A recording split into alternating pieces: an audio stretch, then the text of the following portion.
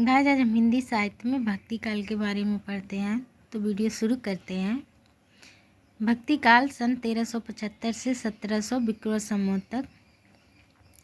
Doctor Nagendra ने पूर्व मध्यकाल को भक्ति काल एवं उत्तर मध्यकाल को रीतकाल कहा है। मुनियर विलियम्स ने भक्ति की उत्पत्ति किस धातु से माना है, तो भज धातु से। डॉक्टर नागेंद्र ने भक्ति काल की समय सीमा कब से कब मानी है, तो 1350 से 1650 ईस्वी। आचार्य शुक्ल ने भक्ति काल की समय सीमा कब से कब मांगी है, तो संवत 1375 से 1700 विक्रम संवत। भक्ति काल को धार्मिक पुनर्जागरण ग्रिसन ने कहा है। डॉक्टर श्याम सुंदर दास ने भक्ति काल को स्वर्णयुग नाम दिया है। सबसे कम विवादित काल कौन सा है, तो वो है भक्ति काल। भक्ति काल के आद्य रचयिता कौन माने जाते हैं, तो रामानुज के गुरु कांचीपुर। भक्ति द्राविड़ी उपजी लाए रामानंद किसका कथन है, ये डॉक्टर सत्येंद्र का कथन है। आलवार दक्षिण के वैष्णव भक्त थे। इनका प्रमुख स्थान केरल एवं इनकी भाषा तमिल थी। जैनों एवं बौद्धों का विरोध करने के लिए वैष्णव यानी आलवार एवं सौ यानी नयनवार ने मिलकर आंदोलन चलाया। इन्होंने पद शैली में भावात्मक गीत लिखे। इनकी संख्या 12 मानी जाती है, जो निम्नलिखित है: कुलशेखर, मुनिवाहन, विष्णुचित्र, भंतिसार, सरोयोगी, सटकोप, गोदा, भ्रांतियोगी, भक्ताद्रियोड़ी, भूतयोगी, परकाल और मधुर कवि। आलवार भक्तों में महिला संत कौन थी, तो ये थी आंदाल। रंगनाथ मुनि 824-924 ईस्वी ने आलावार संतों के प्रचलित पदों को किस शीर्षक में संकलित किया है, तो ये किया है नलियार दिव्य प्रबंधम 4 भाग में। आलावार संतों में सर्वाधिक पसंद संत कौन थे, तो ये थे सटकोप या नम्मलवार।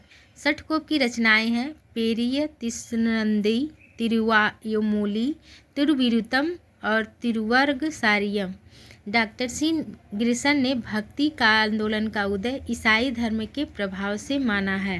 शुक्ल जी ने भक्ति को धर्म का रसात्मक रूप माना है। उन्होंने एक और भक्ति आंदोलन को इस्लामी आक्रमण से पराजित हिंदू जनता की असहाय एवं निराशमना स्थिति से जोड़ा है। देश में मुसलमानियों का राज्य प्रतिष्ठित हो जाने से हिंदू जनता हताश, निराश और पराजित हो गई थी। पराजित मनोवृत्ति से ईश्वर की भक्ति की ओर उन्मुख होना स्वाभाविक था। यह कथन है आचार्य रामचंद्र शुक्ल का। आचार्य शुक्ल भक्ति आंदोलन को दक्षिण भारत से हुआ मानते हैं। भक्ति का जो स्रोत दक्षिण की ओर से धीरे धीरे उत्तर भारत की ओर पहले ही आ रहा था, राजनीतिक परिवर्तन के कारण शून्य पड़ते हुए जनता के हृदय क्षेत्र में फैलने के लिए पूरा स्थान मिला। यह कथन है आचार्य शुक्ल का। आचार्य हजारी प्रसाद द्विवेदी भक्ति आंदोलन को जन जागरण कहा है। वे इसे भारतीय चिंतन धारा स्वाभाविक विकास मानते हैं। नाथ सिद्धों की साधना, अवतारवाद, लीलावाद और जातिगत कठोरता दक्षिण भारत से आई हुई भक्ति धारा में घुल मिल गई। यह आंदोलन और साहित्य लोक मुखरता एवं मानवीय करुणा के महान आदर्श से युक्त है। यह कथन है आचार्य हजारी प्रसाद द्विवेदी का। मैं इस्लाम के महत्व को भूल नहीं रहा हूँ, लेकिन जोर देकर कहना चाहता हूँ कि इस्लाम न आया होता तो भी इस साहित्य का 12 आना स्वरूप वैसा ही होता जैसा आज है। यह कथन है हजारी प्रसाद द्विवेदी का। डॉक्टर रामविलास शर्मा ने भक्ति आंदोलन को लोक जागरण की संज्ञा दी है। ब्रह्म सूत्रों की रचना किसने की है, तो वाद नारायण जी ने 300 ईस्वी में। वैष्णव भक्ति के आचार्य एवं सिद्धांत मत या संप्रदाय: अद्वैतवाद शंकराचार्य, द्वैतवाद ब्रह्मा संप्रदाय माधवाचार्य, विशिष्टाद्वैतवाद श्री संप्रदाय रामानुज, रुद्र समुदाय विष्णु स्वामी, द्वैताद्वैतवाद सनकादिक सनक संप्रदाय निम्बकाचार्य, राधा वल्लभ संप्रदाय स्वामी हित हरिवंश, रामावतार संप्रदाय रामानंद, हरिदासी संप्रदाय स्वामी हरिदास, सखी संप्रदाय एवं गौड़ी संप्रदाय चैतन्य महाप्रभु, पुष्टि मार्ग शुद्धाद्वैतवाद वल्लभाचार्य, तपसी शाखा किल्लदास, रसिक शाखा अग्रदास रामभक्त, भेदाभेदवाद निम्बकाचार्य, निरंजनी संप्रदाय हरिदास निरंजनी, उदासी संप्रदाय श्रीचंद, विष्णुई संप्रदाय जम्बनाथ, वारकरी संप्रदाय पुंडलिक ज्ञानदेव, दट्टी संप्रदाय हरिदास, स्वसुखी संप्रदाय रामचरण दास, जैन दर्शन यानी स्यादवाद पार्श्वनाथ,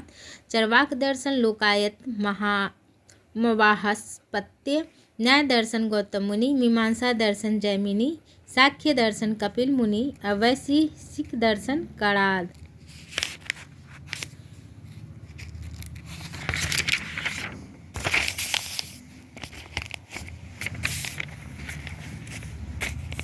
आधुनिक भारतीय भाषाओं में प्रमुख राम्य काव्य: साकेत मैथिली सरल गुप्त हिंदी, कंब रामायण कंब तमिल, भावार्थ रामायण एकनाथ मराठी, कृतिवास रामायण कृतिवास बांग्ला, रंग रामायण रंग तेलुगु, भास्कर रामायण भास्कर तेलुगु, अर्ध रामायण गिरधर स्वामी मराठी। संस्कृत में प्रमुख रामकथा: बाल रामायण नाटक राजशेखर, प्रसन्न राघव नाटक जयदेव, प्रतिभाभिषेक दोनों नाटक भास, रामायण मंजरी क्षेमेंद्र, रामायण वाल्मीकि, रघुवंश कालिदास, महावीर चरित उत्तर रामचरित भवभूति। आचार्य शुक्ल का द्वारा भक्ति काल का वर्गीकरण: तो भक्ति काल सगुण धारा निगुण धारा। सगुण धारा में राम काव्य धारा तुलसी जी, कृष्ण काव्य धारा सूरदास जी, और निगुण धारा में संत काव्य धारा ज्ञानाश्रयी कबीर, सूफी काव्य धारा प्रेमाश्रयी जायसी। वैष्णव आचार्य: वैष्णव भक्ति को स्थापित करने वाले आचार्यों की समय सीमा 11वीं सदी से 16वीं सदी के मध्य मानी जाती है। प्रमुख वैष्णव आचार्य निम्नलिखित है: रामानुजाचार्य 1017 ईस्वी 1127 ईस्वी, ये राम को विष्णु भगवान का अवतार मानते हैं। तुलसीदास जी इन्हीं की परंपरा में आते हैं। ये ईश्वर को स्वामी और जीव को दास मानते हैं। इनकी भक्ति भावना दास्य भाव की थी। इनका वाद विशिष्टाद्वैतवाद है। ये ईश्वर के प्रति दास्य भाव की भावना रखते हैं। इनके संप्रदाय का प्रबल प्रभाव रामानंद जी पर पड़ा। निम्बकाचार्य 1662 ईस्वी के आसपास 1162 ईस्वी के आसपास, इनका दार्शनिक मत दैताद्वैतवाद या भेदाभाव कहलाता है। ये कृष्ण को विष्णु का अवतार मानते हैं। इस संप्रदाय के लोग राधा कृष्ण की युगलोपासना करते हैं। इस संप्रदाय के लोग ब्रज भाषा का प्रयोग करते हैं। इनका कार्यक्षेत्र ब्रज मंडल था। वल्लभाचार्य जन्म सन 1479। इनका जन्म रायपुर जिले के चंपारण नामक गांव में हुआ था। ये दक्षिण के तैलक ब्राह्मण थे। इनका मत शुद्धाद्वैतवाद कहलाता है। इनके मत के अनुसार जीव के 3 रूप है: शुद्ध जीव, संसारी जीव और मुक्त जीव। इनके अनुसार भगवान के पोषण से या अनुग्रह से ही भक्ति की प्राप्ति होती है। इनके पुत्र का नाम गोस्वामी विट्ठलनाथ है। इन्होंने ही अष्टछाप की स्थापना 1565 ईस्वी में की थी। मुख्य पुस्तकें: श्रृंगार रस मंडल, अणुभाष्य, विद्वन मंडल, तत्वदीप, निबंध, शोभोधिनी टीका। वल्लभाचार्य के प्रमुख शिष्य सूरदास, कुंभनदास, कृष्णदास, परमानंद दास। इनका कथन मलेच्छाकृतेषु देशेषु वल्लभ संप्रदाय में ईश्वर की सेवा अष्टयाम के रूप में की जाती है, जो है मंगलाचरण, श्रृंगार, ग्वाल, राजयोग, उत्थापन, भोग, संध्या, आरती और शयन। इनकी प्रेरणा से पूरनमल खत्री ने गोवर्धन पर्वत पर श्रीनाथ जी की मंदिर स्थापित कराया और प्रबंधन का कार्य कृष्णदास को सौंपा गया। मंदिर का निर्माण सन 1519 ईस्वी में हुआ था। सुर है कि ऐसो गिगियात काहे को है, कुछ भगवत लीला वर्णन करी। ये वल्लभाचार्य की है।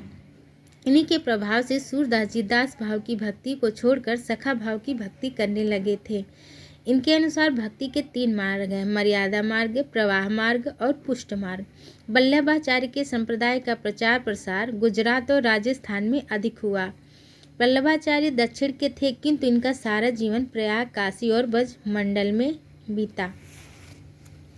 गाइस, आज के लिए बस इतना ही। अगर वीडियो अच्छी लगे तो मेरे चैनल को सब्सक्राइब करें, लाइक करें, शेयर करें और फॉलो करें, और कोई त्रुटि हुई हो तो उसे क्षमा करें। धन्यवाद।